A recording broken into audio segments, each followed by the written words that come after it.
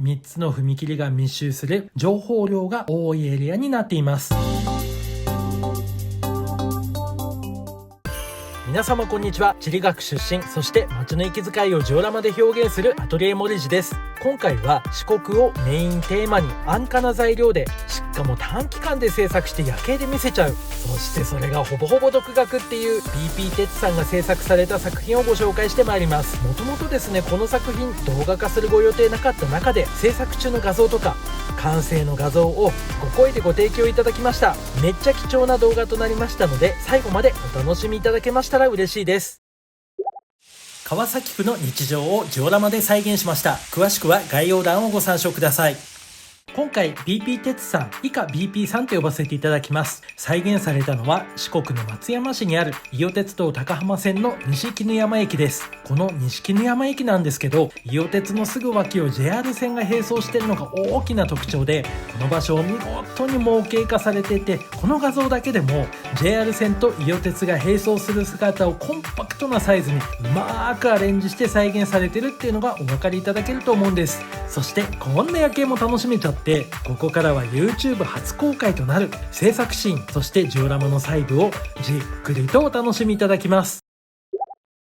BP さんは設計図を書かずに現物合わせで構想を練りながら制作を進めるっていうスタイルを取られていらっしゃって、ベースで手を動かしながら行っていく構想に一番力をかけていらっしゃるそうなんです。伊予鉄の配置から検討を進めながら JR 線側の制作を進めて、先ほどご覧いただいた伊予鉄の線路周りとの雰囲気の違いがもうこの段階で出てきちゃってるのがお分かりいただけると思うんです。 BP さんは河川柱の再現にもこだわりをお持ちで、既製品をかなり加工されたりそもそもで自作されたりしています。ふと九州の河川柱電柱の再現に注力されていらっしゃるチンチクリンさんのことを思い出してしまいました。ホームはグリーンマックス製品を使用して再現されていて、踏切は特に注目なんですけど、遮断機は材料を安く大量に作るっていう目的で100均レジンとランナーの引き伸ばしで自作されているそうなんです。これね、やった方ならわかると思うんですけど、ランナーをライターとかで引き伸ばすって簡単なようで、実は均一に仕上げるのめっちゃ高度な技術がいるんですよね。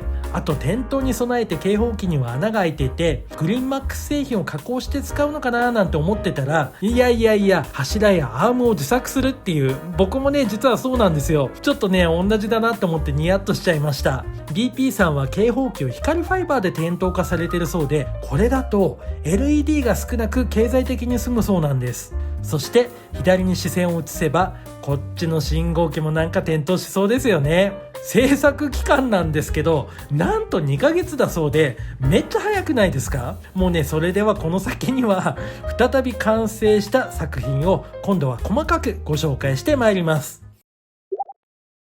いやちょっとやっぱり2ヶ月の制作期間でこのクオリティってすごくないですか？ジオラマのサイズなんですけど、長手方向が 600mm、短手方向が 300mm のボードに再現されています。伊予鉄の踏切の奥には JR 線の踏切がこんな感じで見えてて、そして踏切の前の右手、西絹山駅の入り口があります。ジオラマでは駅前をうまくアレンジしてベースに収まるように制作されているんですね。駅の入り口には現地同様に自販機が設置されてて、それぞれが点灯するだけじゃなくって、ここ見てください。コンクリートの土台まで再現されてるんですよ。もう芸が細かい。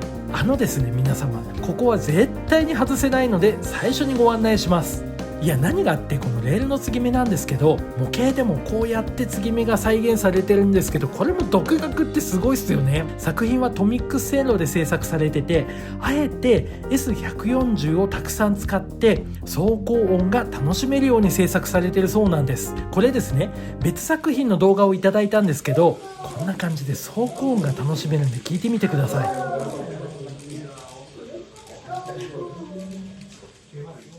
いかがでしたか？そしてこちらも別作品なんですけど、ロングレールの継ぎ目も再現されてるんです。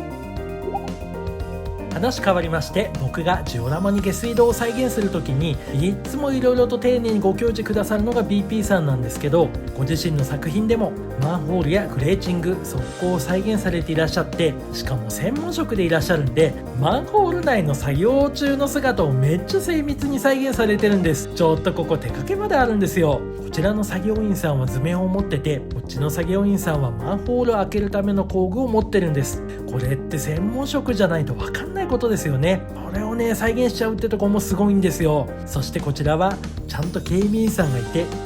ちょっとねスタッフさんたちに休憩に行ってもらったんですけど、ここのね舗装時期の違いも再現されているのがお分かりいただけますでしょうか。人員配置、工具などの小物の再現だけじゃなくって、周囲の L 型側溝や薄いマスなど知識や経験を元にした模型化が説得力ある情景を生み出しています。側溝も蓋があったりなかったり、僕ねこういうの大好きなんですよ。この画像本当は踏切の紹介で使おうと思ってたんですけど、ここに水路があるんで今使っちゃいました。この水路 JR 線の線路の脇を流れてて、ここです。この水路なんですけど、よーく見ると踏切のところでボックスカルパートでしょうか、道路の下に潜ってるんです。そしてそれだけじゃなくって、ここには暗渠間の合流が再現されています。こういうのニヤッとしちゃいますよね。この暗渠の合流なんですけど、他の場所にもあって、先ほどの護岸との違いがお分かりいただけると思います。ちなみに BP さんは体質との兼ね合いで水流は塗装で表現されてらっしゃるそうです。擁壁から塩ビ感が出てるっていうのをご覧になられた方もいらっしゃると思うんですけど、僕もいつかはやりたいと思ってたんです。この表現 BP さん現地同様にこの再現しっかりされてらっしゃるんです。もうこういうのテンション上がりますよね。ホームとコンビニの駐車場の擁壁との間にある水路へのこの配管、しっかりと再現されていました。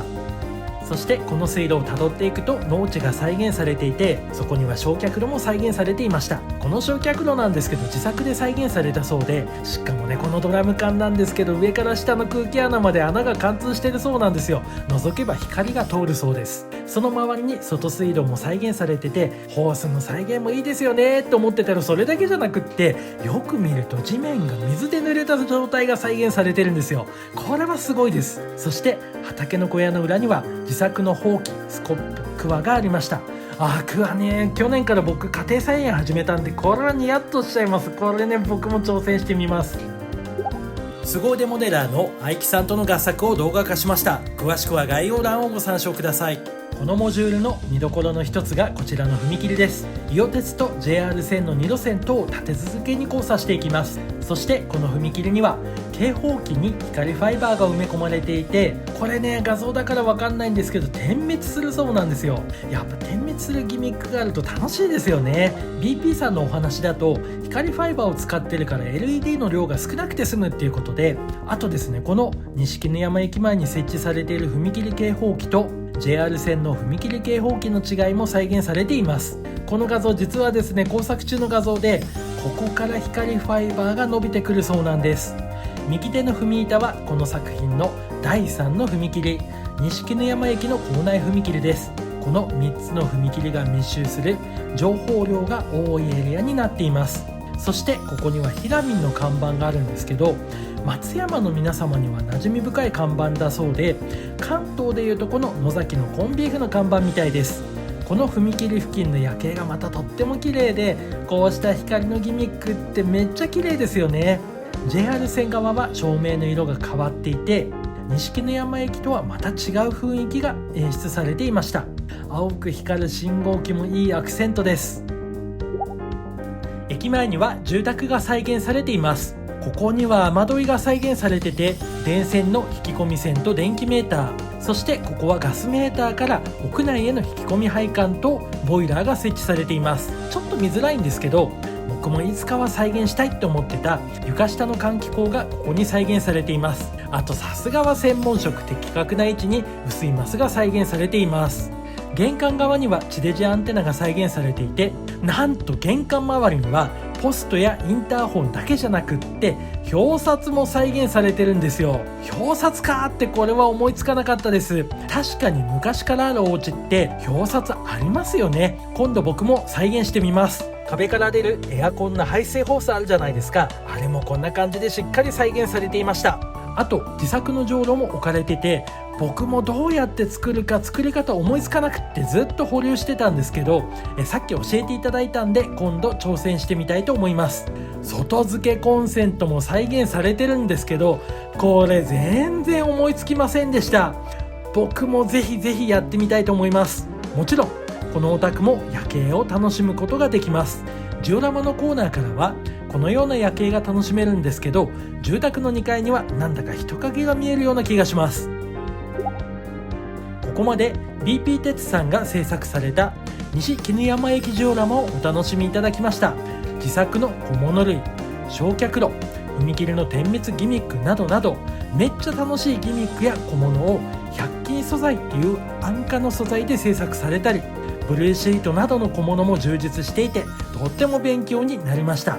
画像や動画をご提供いただいただけじゃなくって、いろいろとご教示をくださいました BP 鉄さん、誠にありがとうございました。さて皆様、今回はいかがでしたでしょうか。